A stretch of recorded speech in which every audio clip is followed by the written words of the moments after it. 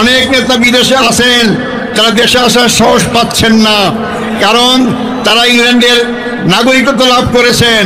নাগরিকত্ব ছেড়ে দিয়ে দেশে আসতে হবে, ভয় পাচ্ছেন। নাগরিকত্ব ছেড়ে দিলাম, দেশে এসে যে আবার প্রধানমন্ত্রী হইতে না পারলাম, আমার 21-2 করলে গেল, আসার সাহস পাচ্ছে না। কথায় কথা বলতো শেখের বেটি পালায় না, তারাই আজকে দেশ থেকে পালিয়ে গিয়েছে। আমরা কাউকে হামলা করব না, তবে হামলা করতে আসলে 2 হাত নিয়ে যেতে পারবেন না ইনশাআল্লাহ। কিন্তু আমাদের এই ভাই কিন্তু আমাদের এই ভাই অবিশ্বাস হলো সত্য যে 30 বছর ধরে এত সুন্দর জীবনযাপন করেছিলেন, কোটি কোটি টাকা ইনকাম করার সুযোগ ছিল, আন্তর্জাতিকভাবে সকল জায়গায় যাওয়ার সুযোগ ছিল। শুধু আমির জামাতের কথা শুনে আনুগত্য করে ওই সমস্ত কিছু দুনিয়ার সুখ শান্তি ছেড়ে দিয়ে আপনাদের পাশে দাঁড়িয়েছেন। আপনারা কি পারেন না তার পাশে দাঁড়াতে? আপনারা